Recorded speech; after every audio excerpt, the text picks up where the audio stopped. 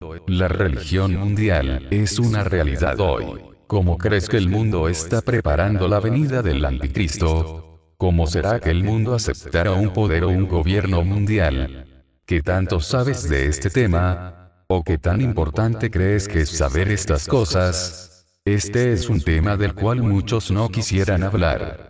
Es más, muchos tal vez nos tilden de fanáticos e insensatos, ya que sostendrán que es imposible siquiera sospechar lo que aquí se afirma. Primeramente veremos un poco de historia. Luego leeremos directamente de las Sagradas Escrituras los textos que nos hablan de esta profecía. Finalmente, y lo que considero como el fundamento más impactante, veremos una serie de noticias, muchas de ellas muy actuales, que nos testimonian el claro derrotero que ha tomado la humanidad. Las mismas incluyen imágenes que sorprenderán a muchos, actuando como irrefutables testigos visuales del camino tomado. Al finalizar la lectura, cada uno podrá sacar sus propias conclusiones. Un poco de historia. En el antiguo Imperio Romano, el emperador era adorado como Dios. Como tal, era el líder del sacerdocio pagano y de la religión pagana oficial del imperio, patrocinada por el Estado. A los césares se les hacía una imagen ante la cual los ciudadanos estaban obligados a inclinarse en adoración. Los que rehusaban reconocer al emperador como Dios, eran ejecutados. Y así será cuando el Imperio Romano se restablezca bajo el Anticristo. Apocalipsis 13, 12, 15. No cabe duda de que junto con un resurgimiento mundial del Imperio Romano bajo el Anticristo, habrá un reavivamiento de su religión, similar al paganismo que sobrevivió bajo la apariencia superficial de terminología cristiana. Eso finalmente llegó a conocerse como catolicismo romano. Cuando el emperador Constantino supuestamente se convirtió en cristiano en el año 313 después de Cristo, en realidad, fue una astuta maniobra política, le dio libertad a los cristianos, así como también categoría oficial a la iglesia cristiana en colaboración con el paganismo. Puesto que ahora era un cuerpo religioso reconocido en el imperio, Constantino, como emperador, tenía que ser reconocido como su cabeza de facto. Como tal, convocó el primer concilio ecuménico, el Concilio de Nicea, en el año 325. Mientras gobernaba la iglesia cristiana, Constantino continuó encabezando el sacerdocio pagano, oficiando en las celebraciones paganas, y donando templos paganos, aún después que comenzó a edificar iglesias cristianas. Como cabeza del sacerdocio pagano, Constantino era el Pontifex Maximus, Pon Max, y necesitaba un título similar como cabeza de la iglesia cristiana. Los cristianos lo honraron como obispo de obispos, mientras Constantino se llamaba a sí mismo Vicarius Christi, vicario de Cristo. Sin embargo, esta frase en latín, si es traducida al griego, literalmente significa anticristo. Constantino era el prototipo del anticristo profetizado en la escritura, y quien todavía tiene que venir. El anticristo será un individuo único en su género, carente de predecesores o sucesores. Este será el nuevo Constantino, el gobernante del Imperio Romano Mundial restaurado. La religión mundial. Una imagen harán de la bestia, y todos los que no se postren y la adoren, y a través de ella al anticristo como Dios, serán matados. Apocalipsis 13, 15. Esa era la práctica en el antiguo Imperio Romano. Por lo tanto se nos dice que también se restablecerá la religión de Roma con su culto al emperador. De hecho, la religión no solo debe estar involucrada en el nuevo orden mundial del anticristo, sino que debe ser el factor predominante, puesto que Satanás, quien controla tanto al anticristo como el restablecido imperio romano, es el Dios de este mundo segundo Corintios 4, 4, y desea su adoración con verdadera pasión. Si Satanás quiere combatir a Dios, ciertamente no intentará infundir el ateísmo en la humanidad, a fin de que lo sigan a él. El diablo mismo no es ateo, porque su gran ambición, y seré semejante al Altísimo, es decir, Dios. Isaías 14, 14, en sí mismo reconoce la existencia de Dios. Satanás quiere ser adorado como Dios, pero como no es un ser físico, sino que es carente de cuerpo propio, tendrá que conformarse con recibir adoración mediante el hombre que lo represente, el anticristo. Como Dios de este mundo, el arma de Satanás son las religiones falsas y las promesas engañosas que ellas representan, las cuales desvían a los que las creen del conocimiento de la verdad de Dios. El texto de la Sagrada Escritura Apocalipsis 17, condenación de la gran ramera 17, 1, vino entonces uno de los 7 ángeles que tenían las 7 copas, y habló conmigo diciéndome: ven acá, y te mostraré la sentencia contra la gran ramera, la que está sentada sobre muchas aguas. 17, 2, con la cual han fornicado los reyes de la tierra, y los moradores de la tierra se han embriagado con el vino de su fornicación. 17, 3, y me llevó en el espíritu al desierto. Y vi a una mujer sentada sobre una bestia escarlata llena de nombres de blasfemia, que tenía 7 cabezas y 10 cuernos. 17, 4, y la mujer estaba vestida de púrpura y escarlata, y adornada de oro, de piedras preciosas y de perlas, y tenía en la mano un cáliz de oro lleno de abominaciones y de la inmundicia de su fornicación. 17, 5, y en su frente un nombre escrito, un misterio: Babilonia la Grande, la madre de las rameras y de las abominaciones de la tierra. 17, 6, vi a la mujer ebria de la sangre de los santos, y de la sangre de los mártires de Jesús. Y cuando la vi, quedé asombrado con gran asombro. 17, 7, y el ángel me dijo: ¿por qué te asombras? Yo te diré el misterio de la mujer, y de la bestia que la trae. El prefijo anti viene del idioma griego y tiene 2 significados. Uno opuesto a, y, 2 en lugar de o sustituto para el anticristo, incorporará estos 2 significados. Por cierto, se opondrá a Cristo, pero en la forma astuta más diabólica posible, pretendiendo ser Cristo y así pervertir el cristianismo desde adentro. Efectivamente, el anticristo se sienta en el templo de Dios como Dios, haciéndose pasar por Dios, segundo Tesalonicenses 2, 4. Si el anticristo pretende que es Cristo y es adorado por el mundo, Apocalipsis 13, 8, entonces sus adeptos, por supuesto, son cristianos. El cristianismo, no el comunismo, se apoderará del mundo, y no el cristianismo verdadero sino una falsificación del mismo que presentará el anticristo. Por lo tanto, la gran apostasía precede la revelación del anticristo, segundo Tesalonicenses 2, 3.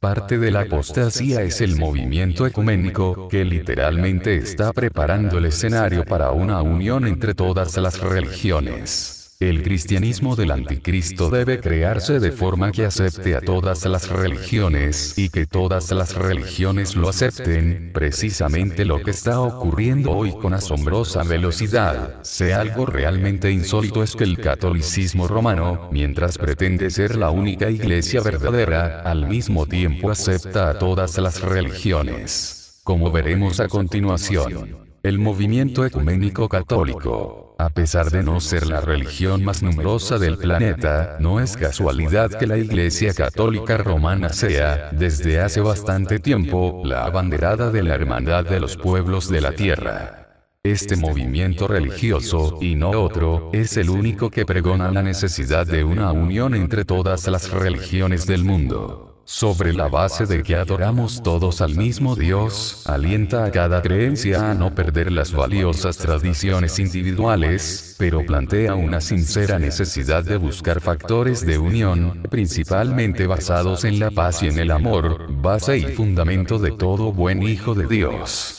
Papa Pablo VI y ortodoxos. En 1965 el Papa que besó el Corán. Muchos de sus predecesores dedicaron sus vidas a luchar contra el Islam, al que consideraban el enemigo máximo de la Iglesia, cruzadas sangrientas incluidas. En tierras musulmanas se les temía tanto como a los emperadores cristianos. A Juan Pablo II, en cambio, los musulmanes le quieren, le respetan y le veneran.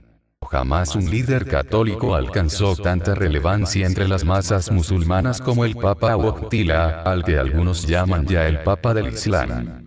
Papa Juan Pablo II besando el Corán ver desde un sitio católico, habiendo perdido su categoría como iglesia oficial del Estado en casi todas partes del mundo, y no pudiendo ya más imponer la pena de muerte por el inconformismo, Roma ha adoptado nuevas tácticas. El catolicismo se ha vuelto el líder ecuménico en un movimiento para unir, no solo a los hermanos separados del protestantismo, sino también a todas las religiones del mundo en una nueva iglesia mundial. Veremos un poco más adelante cuál será el factor de comunión que la Iglesia Católica intentará, y según la profecía, conseguirá injertar entre los fieles de las otras religiones mundiales, como musulmanes, budistas, hinduistas, judíos, cristianos ortodoxos, etc. ¿Supones que los alineará detrás de Cristo y su sacrificio en la cruz? Te equivocas. Juan Pablo II en Tierra Santa. El viaje de un papa católico a la tierra de Jesucristo, donde nació el cristianismo, fue un hecho muy anhelado en los últimos años. Por diversos factores la presencia del romano pontífice en Tierra Santa no pudo ser posible, hasta marzo de 2000. Se supone que esta posibilidad, esperada durante tanto tiempo, iba a ser muy bien aprovechada. Iba a ser utilizada de la mejor manera posible y dedicada a los principales fines que la Iglesia atesora. Y lo que sospechas, es cierto. El principal objetivo de la Iglesia romana era un ferviente y completo mensaje ecuménico a las principales religiones del planeta. Los proyectos globales de las Naciones Unidas. Las Naciones Unidas y las religiones. Una segunda actividad de las Naciones Unidas para el año del nuevo milenio es la Cumbre Mundial por la Paz de los Líderes Religiosos y Espirituales, que se celebrará del 28 al 31 de agosto. El evento será pocos días antes de la sesión especial de la Asamblea General de la ONU, donde se reunirán casi todos los líderes políticos mundiales para una cumbre especial en Nueva York. Según la agencia AC, 28 de julio de 2000, más de 1000 líderes religiosos han sido invitados a la cumbre. No obstante, el Dalai Lama se ha quedado fuera por los temores de ofender a China. Algunos han criticado esta decisión, dado que se trata de un personaje religioso muy conocido. Según informó la publicación Friday Facts 21 de julio de 2000, del Catholic Family and Human Rights Institute, la cumbre de los líderes religiosos y espirituales propondrá nuevos campos de acción para la ONU. En el centro de esta actividad está un nuevo y poco conocido movimiento llamado la Iniciativa Unida de las Religiones. El Friday Facts cita a un reportero, Le Pen, según el cual esa organización ya está activa en 58 naciones y en 33 estados de los Estados Unidos. Fue fundada en 1995 por el obispo episcopaliano Reverendo William E. Swing. Los documentos de ellos afirman que se trata de una comunidad global dedicada a promover la cooperación entre las diversas religiones, la creación de una cultura de paz y justicia y la curación, healing, de la tierra y todos los seres vivos. Entre las metas de esta iniciativa está la creación de una asamblea permanente, que tendría la misma estatura y visibilidad que las Naciones Unidas, donde las religiones y comunidades espirituales del mundo pueden reunirse cada día. Se consideran como un tipo de socios espirituales de la ONU. Sin embargo, aún en la primera fase de su existencia, el Friday Facts observa que no se han limitado a lo religioso. De hecho, ya firmaron un documento sobre cuestiones de moralidad sexual y justicia producido por una organización de Estados Unidos muy activa en la promoción del aborto. En esta declaración hay afirmaciones a favor de los anticonceptivos, el aborto, los matrimonios entre personas del mismo sexo y se critica el crecimiento de la población mundial. Según opina Le Pen, se trataría de un intento de crear una religión mundial. Ya en 1995 el reverendo Swing declaró que el mundo se estaba moviendo hacia la unidad en cuanto a la economía y los medios de comunicación, y que lo que hacía falta era un alma global.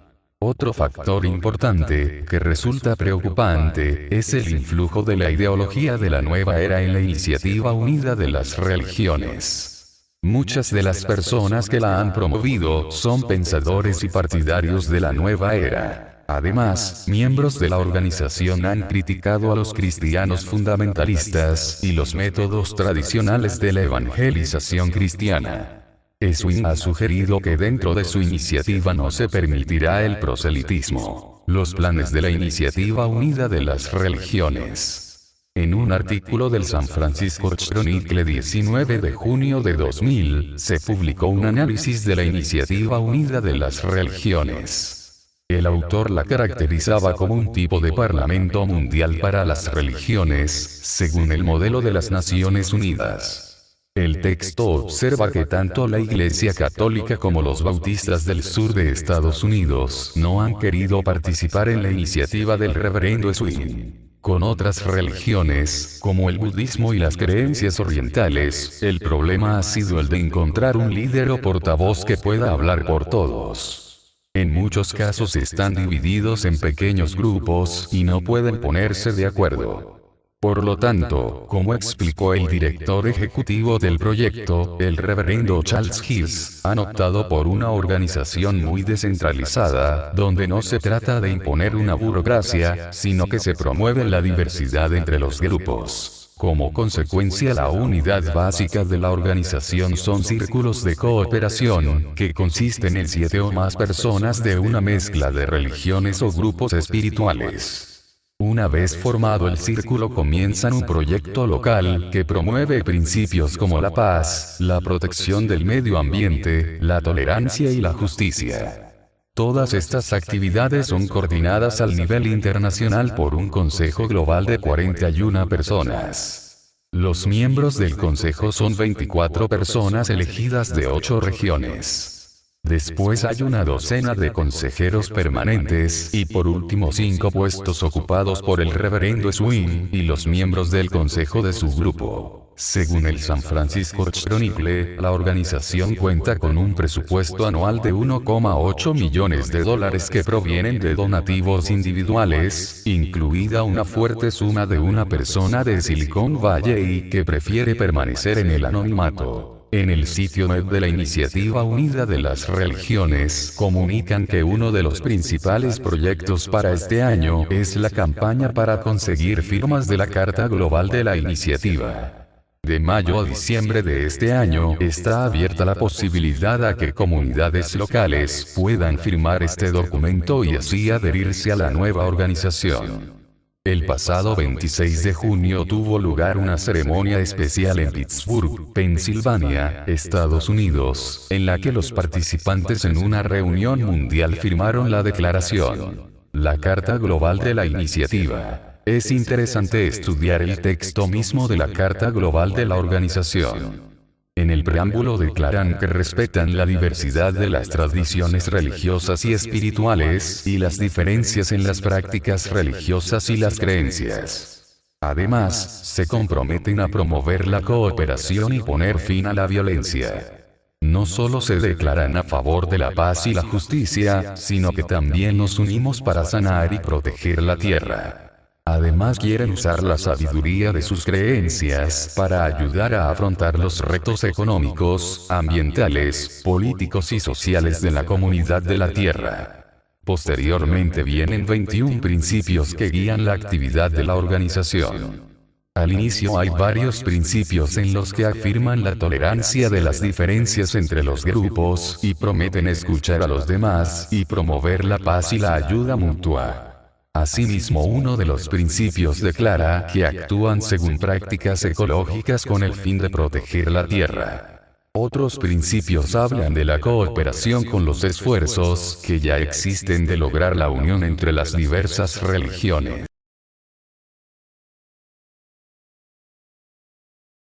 secta y hasta fraude mundial. No importa cómo se le considere, este polémico y en extremo parodiado sistema de creencias ha atraído a millones de fieles, incluido Tom Cruise.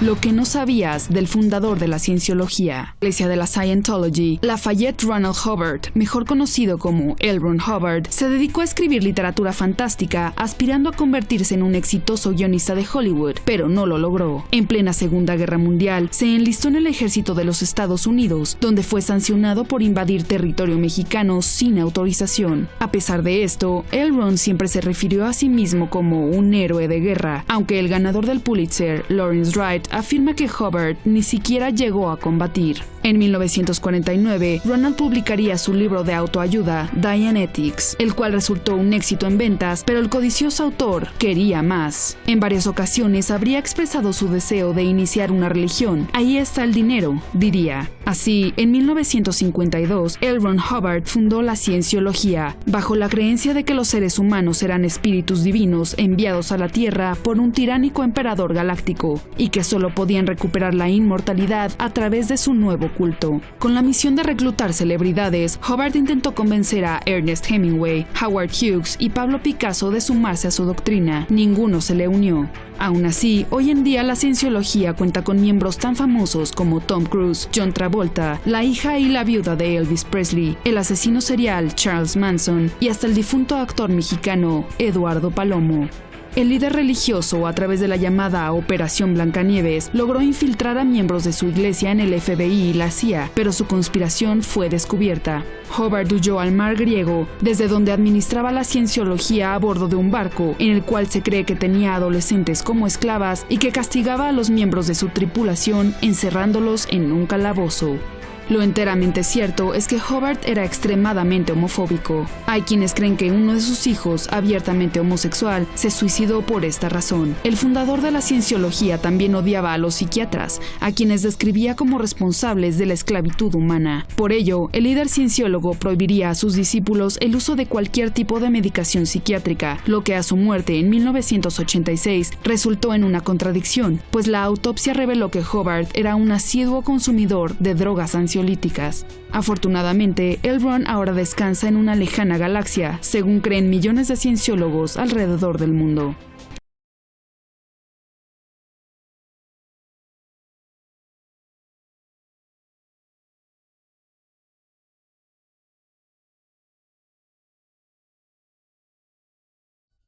Carlos Cash Luna, Guatemala, pastor de Casa de Dios, apóstata. Su ministerio permite el libertinaje y profecías prósperas donde promueven la doctrina del pacto con Dios a través de la semilla, refiriéndose a la semilla como el dinero. Tal así, más semillas siembras, más cosecha obtendrás. Aclara ser pastor de una iglesia que no condena a la gente, sino que es una iglesia permisiva. Pablo decía, qué gran cosa es que coseche lo material. Señores, ustedes diezman, ofrendan y hacen su promesa de fe y reciben persecución, que hasta dando que el templo, que se cash, que tal, no sé qué. Pero yo no sé en qué banco tiene su dinero usted, pero con su dinero hicieron ese edificio. Hicieron el templo a Mamón, al dinero, con tu dinero, ¿o no? Y cada vez que entras al mall y compras, contribuyes a que exista un nuevo mall. Yujo, cada vez que paga los impuestos es para que existan escuelas y hospitales. Cada vez que diezmamos, ofrendamos y hacemos promesas de fe es para que el reino de Dios siga creciendo. Cada cosa en su lugar.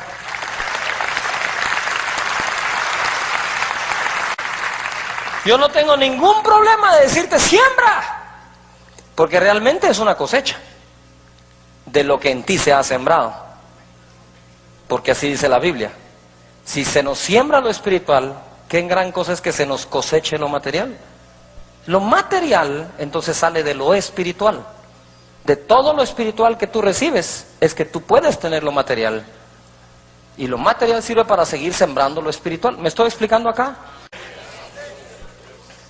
Bella. Tenemos que aprender madurez en esto, hermanos. ¿Sí? Ustedes tienen su dinero depositado. ¿Cuántos tienen una cuenta bancaria? ¿Se han preguntado cómo viven los dueños del banco? No. ¿Cuántos compran en el mall? ¿Cuántos comen en la calle? Nunca se han preguntado cómo viven los dueños de eso. Si los demás pueden vivir bien, ¿cómo no vamos a vivir bien si te estamos dando la palabra que cambia tu vida? Yo soy bien sincero, pues no estoy dándoles cuento aquí nunca. Es una ley de siembra y cosecha. Dice que el que siembra con esperanza de recoger la cosecha lo hace. Si nosotros fuéramos correctamente recíprocos, con la misma devoción, con la misma consagración, con la misma unción, con la misma profundidad, con la misma dedicación que yo siembro la palabra, con esa misma deberías tú de dar tus ofrendas. Con ese ánimo que yo predico, así deberías tú de ofrendar también. Yujo, claro, exigencia puesta delante de él. Me veo exigido a cumplir mi promesa. Pero si tú das generosamente, ¿quién es el que trae la cosecha? Nosotros la recogemos. Si damos por generosidad, ¿cómo nos va a devolver Dios?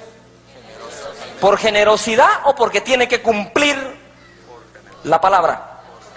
Señores, el generoso es el único que provoca la generosidad de Dios de regreso. Cash Luna es el mismo sujeto que arrojó al piso la Biblia, que fue escrita e inspirada por el Espíritu Santo de Dios.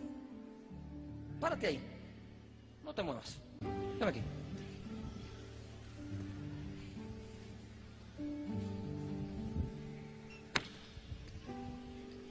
Pase de esa Biblia para acá.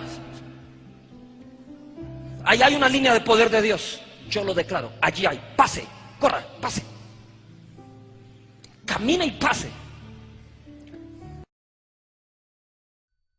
Este mismo hombre también enterró la Biblia donde iba a construir un megatemplo. Acto completamente vergonzoso y, como está a la vista, sin temor de Dios.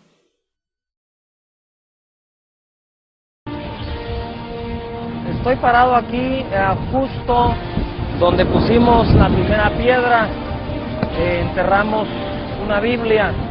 Porque sabemos que toda casa que está fundada sobre la roca podrán venir vientos, ríos y no se moverá.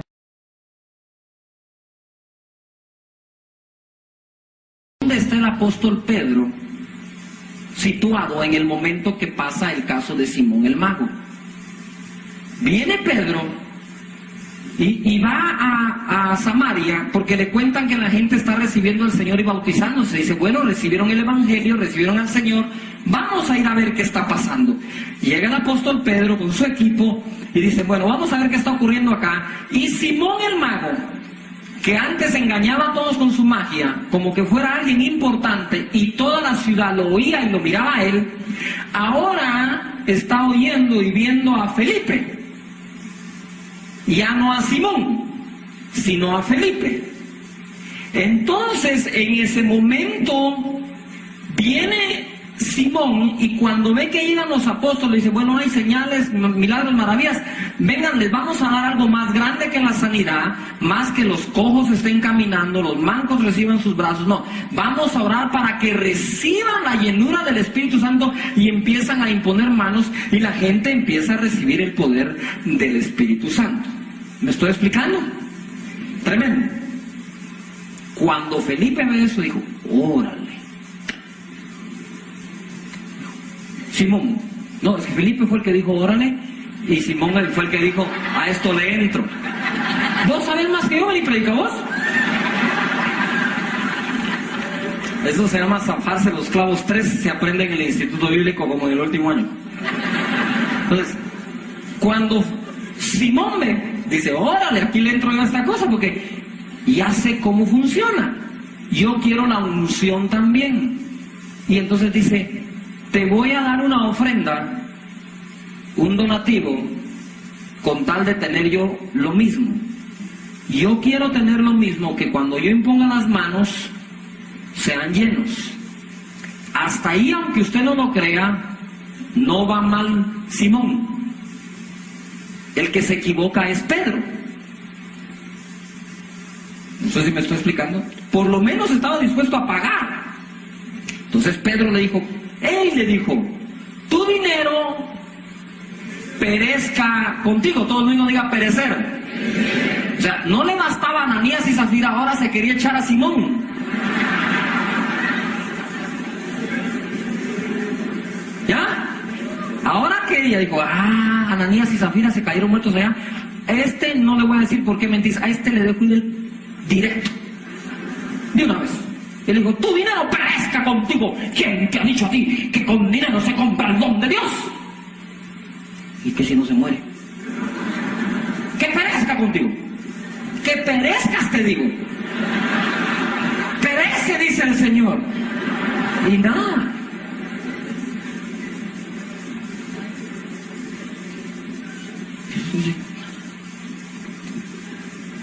Yo enterito no me muero. Palabras de Jesús. Yo conozco tus obras y tu arduo trabajo y paciencia, y que no puedes soportar a los malos, y has probado a los que se dicen ser apóstoles, y no lo son, y los has hallado mentirosos. Apocalipsis capítulo 2, verso 2.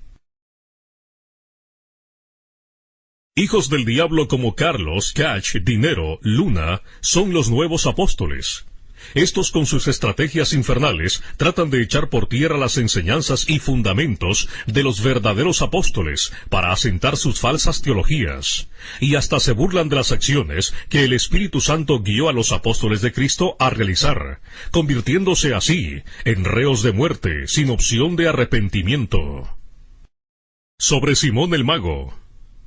No era donación lo que Simón quería dar, era precio en dinero para obtener el don de Dios. Cash, Luna y comparsa aprueban y defienden el hecho de Simón porque son semejantes, y por otro lado, denigran los hechos de los apóstoles verdaderos porque aborrecen a Jesús el Cristo y sus enseñanzas. El castigo para Simón el Mago no era la muerte física. De otra manera, el apóstol Pedro no le hubiese invitado al arrepentimiento. Simón el Mago ya estaba muerto espiritualmente. Lo que Pedro dijo fue, tu dinero perezca contigo. Hechos capítulo 8, del verso 20 al 24. Iglesia de Jesucristo, guárdate del veneno de Carlos Luna o Cash Luna y semejantes.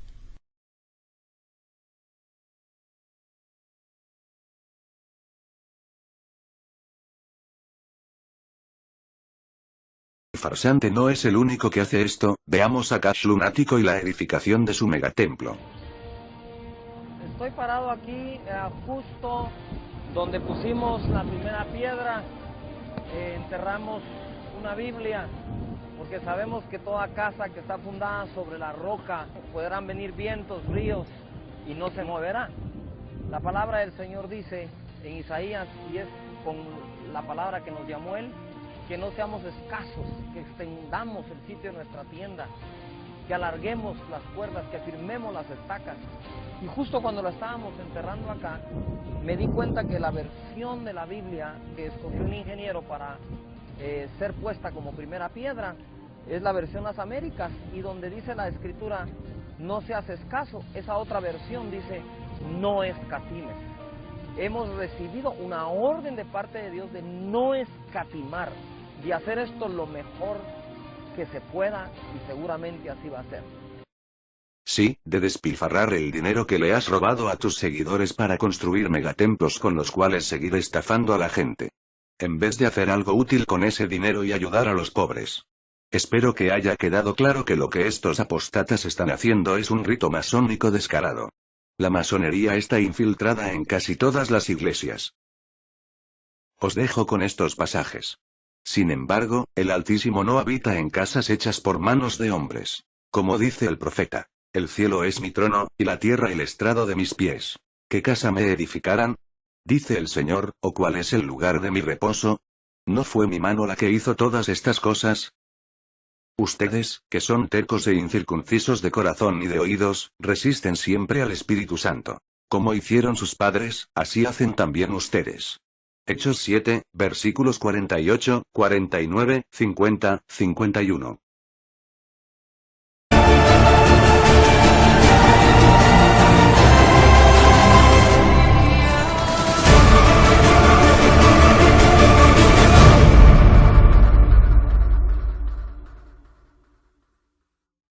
poder iba a intentar cambiar la santa ley de Dios.